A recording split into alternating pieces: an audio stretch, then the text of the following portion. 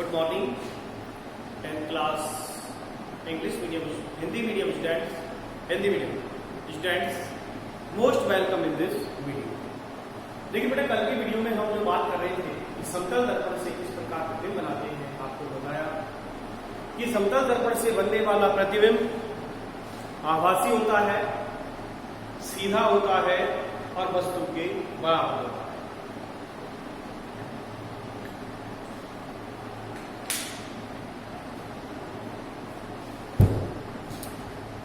समतल दर्पण से जो प्रतिबिंब बनता है आभासी, सीधा और वस्तु के बराबर। दर्पण से वस्तु जितनी दूर होगी प्रतिबिंब उतना ही दूर बनता है। ऐसा आपने प्रयोग करके घर पे देखा होगा। और देख लो, आप ड्रेसिंग के पास खड़े होना, पीछे जाना, जितना आप पीछे जाओगे उसमें भी अंदर जाओगे, इसका मतलब दूरी बराबर है। कल मैंने उस क्वेश्चन को आपके लिए आगे बढ़ाया और बताया आपको कि सिद्ध कीजिए कि Pm बराबर P dash M। Prove it Pm equal to P dash M। यानी दर्पण की दूरी, दर्पण से वस्तु और प्रतिबिंब की दूरी बराबर होती है, ये सिद्ध करना था। तो कल मैंने आपको डेरिवेशन कंप्लीट की, बताया आपको इस प्रकार सिद्ध किया जाता है। आज का हम टॉपिक लेते हैं बेटा गोलीय दर्पण यानी स्फेरिकल मिरर। गोलीय दर्पण के बारे में हम क्या जानते हैं, क्या होते हैं गोलीय दर्पण, और इसके बारे में हम डिटेल स्टडी करेंगे। तो आज का टॉपिक हमारा गोलीय दर्पण और इसे कहते हैं स्फेरिकल मिरर।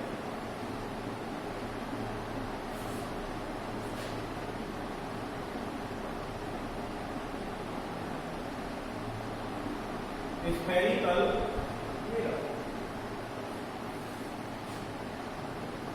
देखो बेटा, समतल दर्पण तो होता ही है, लेकिन समतल दर्पण के अलावा और दर्पण होते हैं जिनके वक्र पृष्ठ होते हैं। क्या होते हैं? वक्र पृष्ठ। वक्र, उनके जो पृष्ठ है वो वक्र होते हैं, तो मतलब गोलीय है। तो मैं डिटेल बताऊंगा। दर्पण को हम दो भागों में बांटेंगे। एक तो होता है समतल दर्पण,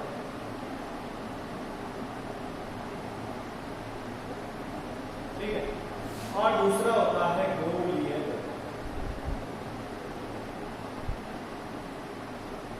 गोलीय दर्पण को फिर दो भागों में बांटा गया है। एक होता है नंबर 1 अवतल दर्पण और दूसरा उत्तल दर्पण, ठीक है। अब अवतल दर्पण के दिखाएं हम। अवतल दर्पण को भी डिवाइड करना चाहे तो 3 भागों में कर सकते हैं। अवतलावतल, अवतलोत्तल और समतलावतल। ऐसे उत्तल को कर सकते हैं उत्तलोत्तल, उत्तलावतल और समतलावतल। समतल दर्पण को देखो, इसका पृष्ठ होता है समतल। इसके एक पृष्ठ पर परावर्तक पदार्थ की पॉलिश कर दो, दूसरा पृष्ठ काम करेगा परावर्तन। तो ये काम कर रहा है परावर्तन, और ये बात पर कर दी पॉलिश। क्या कर दी? पॉलिश। तो ये तो है समतल दर्पण। गोलीय दर्पण बनाने के लिए हमें क्या गोला लेना है? ऐसा एक खोखला गोला लेना है और इस खोखले गोले के भाग काट दिए। खोखले गोले के 2 भाग काट दिए और दोनों भागों को काटने के बाद दोनों पृष्ठ वक्र है, ये भी वक्र और ये भी वक्र, तो इनसे हम गोलीय दर्पण बनाएंगे। गोलीय दर्पण को किसी गोले का कटा हुआ माना जाता है और उसकी एक पृष्ठ पर यदि परावर्तक पदार्थ की पॉलिश कर दें तो दूसरा पृष्ठ परावर्तन का काम करने लगता है। इसे गोलीय दर्पण, ठीक है। अब यहां पर देखो, पृष्ठ आपने लिया, एक पृष्ठ ये ले लिया और दूसरा पृष्ठ ये ले लिया। ध्यान रखना, पॉलिश हमेशा दाएं भाग में करनी है, प्रकाश किरण बाएं भाग से। अवतल दर्पण में हम उभरे हुए भाग पर पॉलिश कर देंगे और उत्तल दर्पण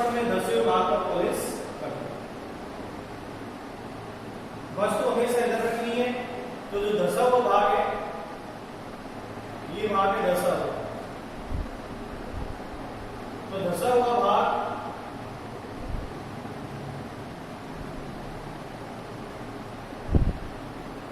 परावर्तन का कार्य करेगा, और यहां ये भाग कैसा है, ओवरा हुआ, ओवरा हुआ भाग परावर्तन का कार्य करेगा। ठीक है, तो देखिए बेटा, ये तो बात हुई एक तरह से दर्पण का पूरा चार्ट। आप दर्पण, और दर्पण में एक लाइन लिखे, आप परिभाषा लिखो दर्पण, एक एक बात सुनते हैं, लिखो दर्पण में, कांच के किसी समतल पृष्ठ पर, कांच के किसी समतल पृष्ठ के एक भाग पर, कांच के किसी समतल पृष्ठ के एक भाग पर परावर्तक पदार्थ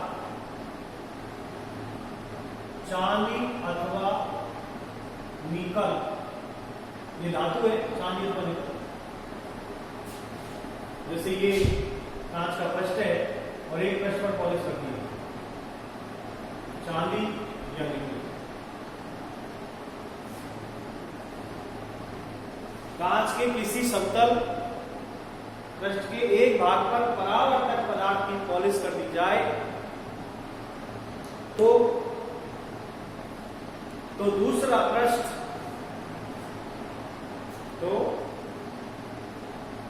दूसरा पृष्ठ परावर्तन के रूप में कार्य करता है। इस पृष्ठ को दर्पण कहते हैं, इस पृष्ठ को दर्पण कहते हैं।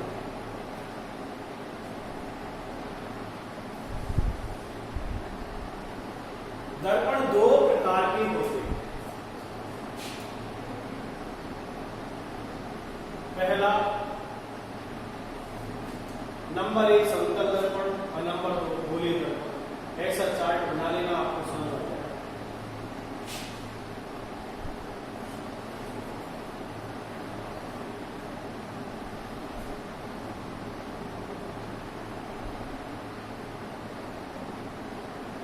ऐसा चार्ट बना लेना, समझ में आ जाएगा।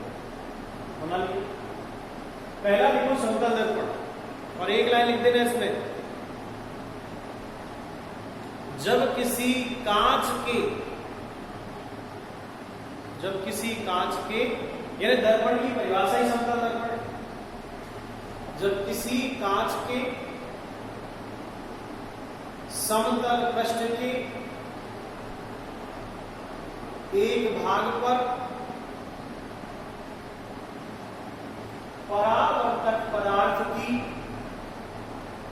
पॉलिश कर दी जाए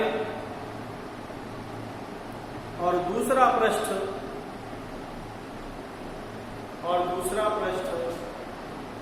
परावर्तन का कार्य करे,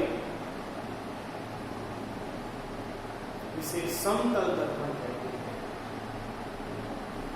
देखिए, चेहरा देखने में हम इसी का उपयोग करते हैं, समतल दर्पण। दूसरा डालो गोलीय दर्पण।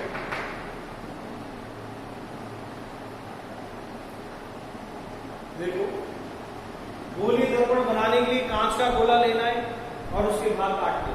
गोलीय दर्पण को किसी गोले का कटा हुआ भाग माना जाता है और उसके एक पृष्ठ पर परावर्तक पदार्थ की पॉलिश कर दी जाए, दूसरा परावर्तन का काम करता है, इसे गोलीय दर्पण कहते हैं। एक लाइन, कांच के किसी गोलीय पृष्ठ के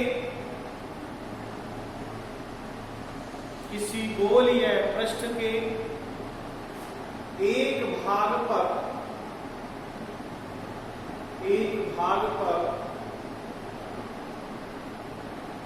परावर्तक पदार्थ की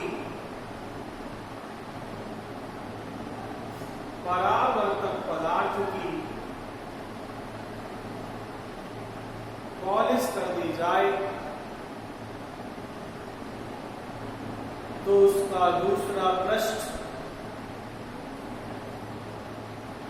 दूसरा पृष्ठ परावर्तन का कार्य करता है। इसे गोलीय दर्पण कहते हैं। इसे गोलीय दर्पण कहते हैं।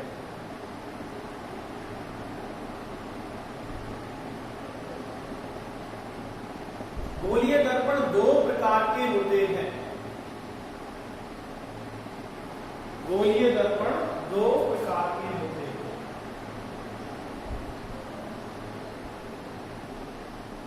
अवतल दर्पण और दूसरा उत्तल दर्पण।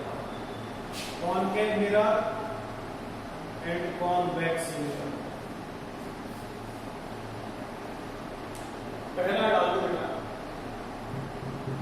अवतल दर्पण किसे कहते हैं? पहला डालो अवतल दर्पण। देखो बेटा, चित्र से ही आप समझ रहे होंगे कि ये गोलीय पृष्ठ है, ये धसाऊ भाग इधर होगा। तो यहां ऊपरी भाग पर पॉलिश की तो धसाऊ भाग परावर्तन का काम करेगा। तो पहला डालो अवतल दर्पण। और अवतल दर्पण का हम एक नाम और जानते हैं, अवतल दर्पण, और इसे अभिसारी दर्पण भी कहते हैं। अभिसारी दर्पण भी कहते हैं। परिभाषा चित्र ये अवतल वह गोलीय दर्पण, वह गोलीय दर्पण जिसका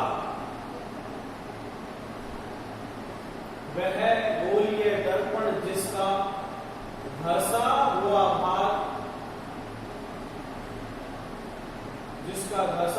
भाग परावर्तन के रूप में कार्य करता है। परावर्तन के रूप में कार्य करता है।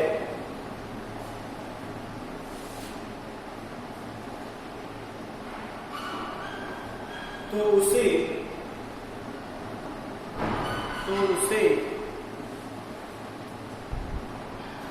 अवतल दर्पण कहते हैं। तो उसे अवतल दर्पण कहते हैं। अब इसको अभिसारी क्यों कहा? तो आगे 3 लाइन और देखो। यह दर्पण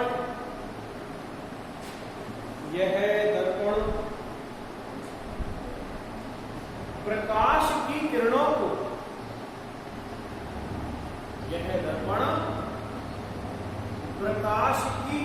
को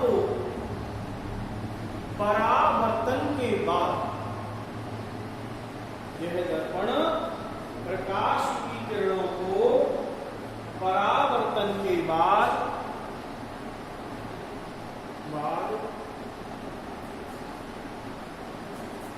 पास में लाता है। जब परावर्तन होगा उसके बाद किरणें आकर मिल जाएंगी। परावर्तन के बाद पास में लाता है। इसलिए अवतल दर्पण को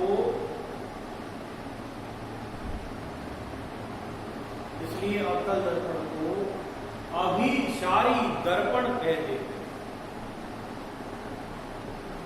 इसलिए अवतल दर्पण को अभिसारी दर्पण कहते हैं। जैसे आपको मैं बताऊं,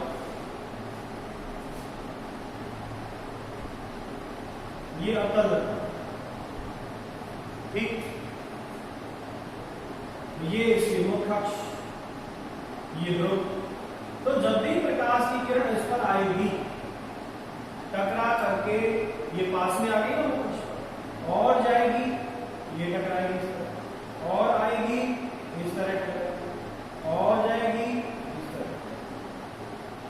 कहने का मतलब, जब भी अवतल दर्पण पर किरण आएगी तो वो टकराने के पश्चात पास में आएंगी, आपस में मिलेंगी। इसलिए इसको कहा अभिसारी कि प्रकाश की किरण इस दर्पण से टकराने के पश्चात पास पास आती है, अभिसारित होती है।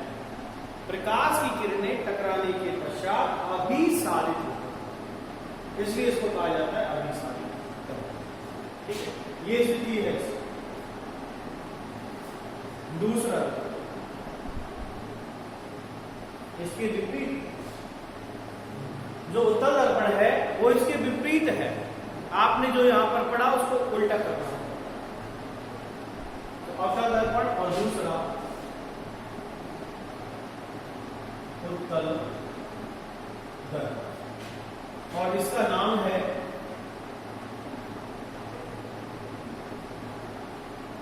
अपसारित दर्पण। नाम से ही पता है, आपका मतलब होता है दूर, अभी का मतलब होता है पास। अब इसमें क्या होगा, अवतल दर्पण का आपने पढ़ा कि अवतल दर्पण वह कोई दर्पण है जिसका सर्वमार्ग परावर्तन के रूप में कार्य करता है, तो इसे अवतल दर्पण है। इसके अपोजिट चलो, ये चित्र देखो, ये चित्र, ये उत्तल दर्पण है। इसमें देखो ये धसे भाग पर तो पॉलिश हो गई, और उभरा हुआ भाग है वो परावर्तन का काम करता है। यह प्रकाश का उभरे भाग है। तो देखिए क्या कहेंगे आप, वह है गोलीय दर्पण। क्या कहेंगे, वह है गोलीय दर्पण जिसका उभरा हुआ भाग परावर्तन के रूप में कार्य करता है, इसे कहेंगे हम उत्तल दर्पण। अब अपसारी क्यों कहा, यह जो उत्तल दर्पण है, जब प्रकाश की किरण इस पर आएगी, इससे टकराएगी, तो टकराने के पश्चात ये जो मुख्य अक्ष है उससे दूर जाएगी, पास में नहीं आएगी, दूर दूर फैल जाएगी। और दूर दूर फैलने के कारण इसका नाम है अपसारी, क्योंकि उत्तल दर्पण प्रकाश की किरणों को परावर्तन के बाद अपसारित कर देता है। तो लिखिए बेटा, परिभाषा लिखिए, उत्तल दर्पण परिभाषा। वह गोलीय दर्पण, वह गोलीय दर्पण जिसका, वह गोलीय दर्पण जिसका उभरा हुआ भाग, जिसका उभरा हुआ भाग परावर्तन के रूप में, उभरा हुआ भाग परावर्तन के रूप में कार्य करता है। उभरा हुआ भाग परावर्तन के रूप में कार्य करता है, इसे उत्तल दर्पण कहते हैं। इसे उत्तल दर्पण कहते हैं। अब इसको अपसारी क्यों कहा, तो उसके लिए भी एक लाइन और लिखो इसमें, यह दर्पण, यह दर्पण प्रकाश की किरणों को, यह दर्पण प्रकाश की किरणों को परावर्तन के बाद, प्रकाश की किरणों को परावर्तन के बाद अपसारित कर देता है, अपसारित कर देता है, मतलब दूर दूर फैला देता है, अपसारित कर देता है। इसलिए उत्तल दर्पण को अपसारी दर्पण कहते हैं। इसलिए उत्तल दर्पण को अपसारी दर्पण कहते हैं। देखिए कैसे, जैसे दर्पण है, ये है अपसारी, ये उभरा भाग है और धसे भाग में पॉलिश कर दी तो उभरा हुआ भाग परावर्तन का काम करेगा। ये इसकी मुख्य अक्ष। अब प्रकाश की किरण हमेशा बाईं ओर से जाती है, तो इधर से प्रकाश की किरण डाले, ये प्रकाश की किरण है, और इसे टकराने के पश्चात ऐसे करें और गई, ऐसे करें और इधर गई, ये फैल गई और गई, ये फैल। कहने का मतलब यहां इसका जो वक्ता केंद्र है वो आभासी होगा, फोकस आभासी होगा, और इस तरह प्रकाश की किरणों को फैलाने का काम करता है। तो अवतल दर्पण अभिसारी है, उत्तल दर्पण अपसारी। ठीक है, तो यहां हमने इस वीडियो के अंदर दर्पण की बात की, चाहे वो समतल दर्पण हो चाहे वो उत्तल दर्पण। दोनों दर्पणों की हमने परिभाषाएं पढ़ी, चित्र के माध्यम से समझने का प्रयास किया, और भी हम इन दर्पणों से प्रतिबिंब बनाएंगे, इन दर्पणों से संबंधित हम परिभाषाएं पढ़ेंगे कि गोलीय दर्पण से संबंधित जो परिभाषाएं हैं वो कौन कौन सी परिभाषाएं हैं। प्रतिबिंब बनाने के लिए हम कार्तीय चिन्ह परिपाटी का अध्ययन करेंगे, और इस तरह अध्ययन करते हुए दर्पण के बारे में हम विस्तार से हमें प्रतिबिंब बनाना है, परिभाषाएं पढ़नी है, और इन सबको पढ़ते हुए हमें इसकी जानकारी पूरी तरह से लेनी है कि दर्पण क्या है। बेटा जब आप क्लास 11-12 में आप साइंस लेंगे तो वहां पर आपको प्रयोग के द्वारा भी प्रतिबिंब बनाने हैं, इनको तरीके से समझना। क्यों ना हम अभी समझ लें, 12वीं क्लास का पाठ है बेटा ऑप्टिक्स, प्रकाश तरंग। जो आप ये पाठ पढ़ रहे हो सेम बुक में वही पाठ है, चाहे आप खोल के देख लेना 12वीं क्लास का चैप्टर ऑप्टिक्स, उसमें इसका मिलता हुआ पूरा मैटर है। तो बेटा इस वीडियो में आपको मैंने दर्पण के बारे में बताया, कल हम दर्पण से संबंधित कुछ परिभाषाओं का अध्ययन करेंगे। आज के लिए इस वीडियो में इतना ही। आप आराम से इसको पढ़िएगा, समझिएगा, और जो डाउट है वो स्कूल में आकर आप क्लियर करें। स्कूल में डाउट क्लास चलती है, जिनको भी पूछना है समझना है वो स्कूल आए और समझें। Thank you very much.